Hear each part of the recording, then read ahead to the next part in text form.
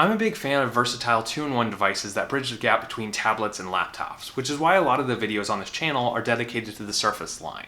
More recently, I checked out the Samsung Galaxy Tab S8 Ultra, which is the closest that Android and Samsung have come to bridging that same gap.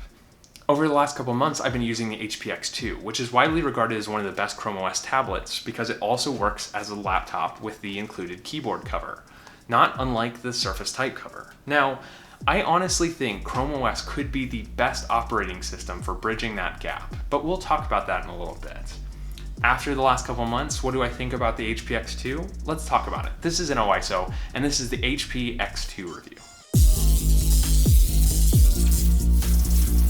Starting off with the design, the HP X2 has a pure aluminum build, which actually feels very, very sturdy and robust, but I wouldn't call it pretty. It's kind of odd the way that the camera bump kind of sits in this weird middle space, and the whole device looks like it was built with the landscape image in mind.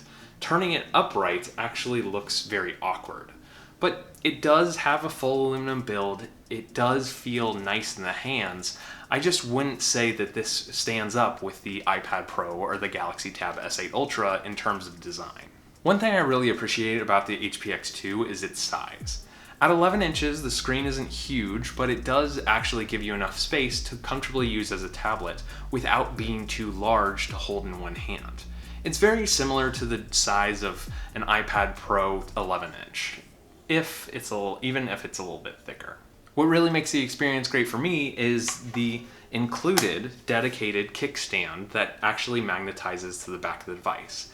This is very similar to the experience that you get in a Samsung Galaxy Tab S8 Ultra or S8, but the difference is you don't have to pay an extra $300 to get the benefit of a usable tablet device. Now, of course, I would have preferred this kickstand to be built into the device like the Surface Pro, but frankly, I think this is the next best thing. It's sturdy, it has a lot of different angles, and it's not going to fall off very easily. I love it.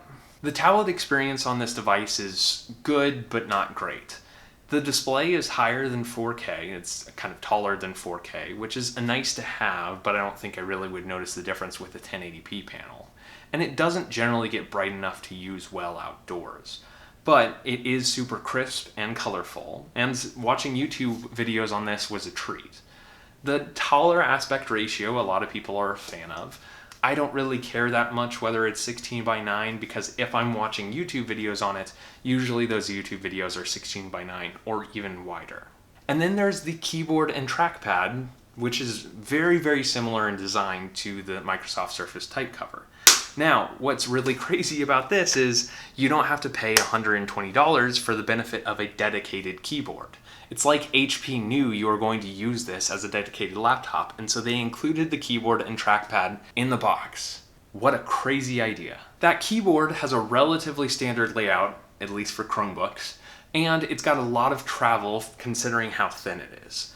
It's a little bit clackier relative to the Surface Pro's kind of more squishy type cover, but I don't mind using the keys. One of my returning commenters, Digital Guy, who seems to be in the comment section of every video, thank you, has mentioned in the past that he has a dedicated 2-in-1 device that is made by HP to compete with the Surface Pro that he actually loves the keyboard on. Judging if this is a similar keyboard experience and similar keys to that experience, then I perfectly understand where he's coming from because I really enjoy using the keyboard on this device. Granted, I honestly don't love the Chrome OS layout for the keyboard. I can understand wanting to replace the caps lock key with something else, and you can replace that even in software. But one big problem that I have with it is there's not any sort of dedicated home key or Windows similar key like there is on any Windows laptop. You basically have a control key and an alt key. You have a control key, you have an alt key, and then you have the space bar, which means that there's less shortcuts available and standard Windows shortcuts don't really apply. Snap on the keyboard and you've got a relatively competent desktop experience. Now, personally, I'm not the biggest fan of Chrome OS, but I had gotten really familiar with it through working with the Chrome OS device when I was at Google. Now, the biggest problems that I have with Chrome OS aren't necessarily what you might think. Yes, the app gap is bad in that I don't have any sort of the desktop applications that I'm familiar with, like, say, Photoshop, the desktop application, or Microsoft Excel, but usually I can get around those with some solutions. But the bigger problem for me is in the lack of customizability. Now, this is a weird one because I had always assumed that Chrome OS was relatively similar to Android in its design. And Android is incredibly customizable and tweakable, but Chrome OS is actually a lot more locked down in that. For example, there's not a lot of actual true customization for keyboard shortcuts. Unlike Windows, you can't just download a program like AutoHotkey, or unlike macOS, you can't just download a program like Carabiner Elements. That leads to a relatively restrictive experience. What you see is what you get. The out-of-the-box experience for Chrome OS devices is usually the experience you're getting, with one exception. One of the biggest defenses that I've seen for Chrome OS devices is the fact that Chrome OS now has a lot more out-of-the-box support for Linux.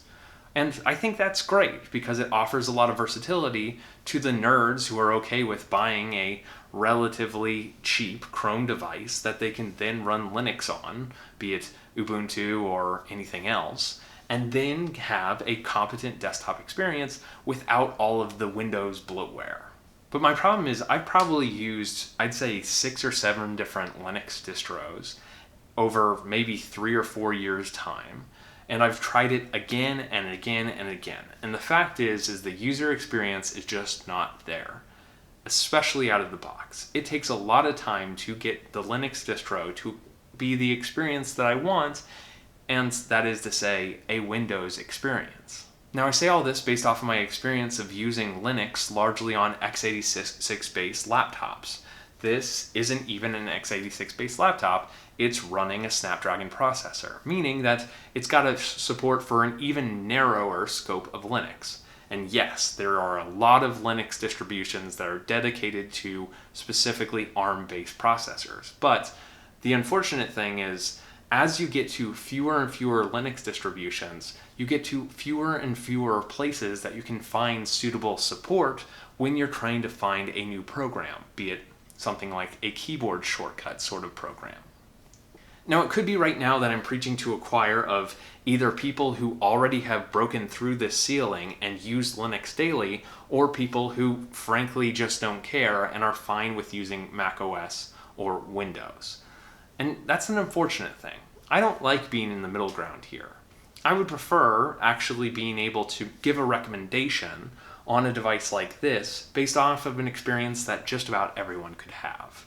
The experience that everyone could have with this is Chrome OS, so let's just get right back to it. The Chrome OS desktop experience is a great experience for a subset of people. Personally, I've gotten a couple family members to use a Chrome OS tablet or laptop for everything they do on a daily basis, which tends to be largely web-based, which is great. The fact is Chrome OS runs web applications like a dream. That's the same experience for this. I love using this device to browse YouTube or browse social media or open up my Gmail account or run in Google Sheets or Google Docs or anything like that, or run my personal applications that I'm building in my own web development servers. All of that stuff is great, but as soon as I need a sort of more complex application or to use a specific dedicated keyboard shortcut, I'm at a loss. And then what got really weird about the experience of using this device is when I detached the keyboard and used it like a tablet, for some reason the experience became a lot slower. I'm not sure exactly why it happened. The fact is Chrome OS does a really good job of switching the actual UI to adapt to the fact that a keyboard isn't connected. But as soon as you actually start opening up applications side by side, be it Android applications or just web applications, the experience, for whatever reason, very much slows down, and I couldn't figure out exactly why it was happening. One possibility in my mind is the fact that the processor is still largely underpowered compared to an Intel Core i5 or Core i7 12th generation. It just doesn't have the same sort of horsepower, and while that does have a tendency to do just fine when browsing the web, as soon as you start layering on more and more elements, and as soon as you start browsing it with your finger and expecting a faster response, for whatever reason, it just bogs down. It's really unfortunate because, frankly, I think this is the exact UI that I would love to have on the Galaxy Tab S8 Ultra, which I think has all of the horsepower it needs. It's just DeX is just not the fully fleshed out experience that Chrome OS has been. One other feature on this device is a dedicated pin that charges on the side of the device, not unlike the iPad Pro. This one, thankfully, comes in the box, but that's basically the best thing I could say about it. It does have what seems to be a glossy plastic build that is relatively solid, but the writing experience on Chrome OS just depends on the application you're using. I opened up a number of Android applications and got a very, very large amount of latency when drawing across the screen. Then I opened up a browser window and opened up Google Keep, and for whatever reason got a significantly faster, less latency experience. I don't know exactly why that was happening, but dedicated applications for writing on Chrome OS do exist. But my application of choice in general for taking notes and practicing my Chinese characters is Microsoft OneNote.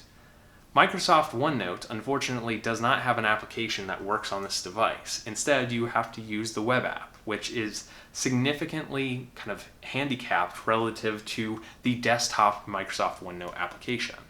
It's unfortunate.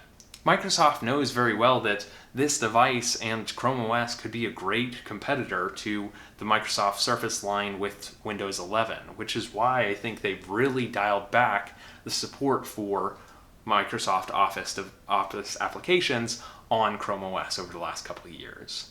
Even the Android apps for Microsoft Office are no longer supported on Chrome OS devices, which is a suspicious choice. All in all, I was unfortunately disappointed with my experience on this device. It was not nearly as fast as I had hoped for, and I found I was really missing the Surface Pro 8 or iPad Pro that were just sitting in the corner of the room. I wish this experience was a lot better because I think, as I've said, Chrome OS has a lot of potential, but there's still a lot of work to do on devices like this. Thank you for watching InnoIso. I hope you like this quick review of the HP X2 tablet. If you did, be sure to get subscribed and let me know down in the comments. Be sure to also check out my other Android or tablet videos that I'll link down in the description or in cards up here. Thank you for watching, and I'll catch you in the next one.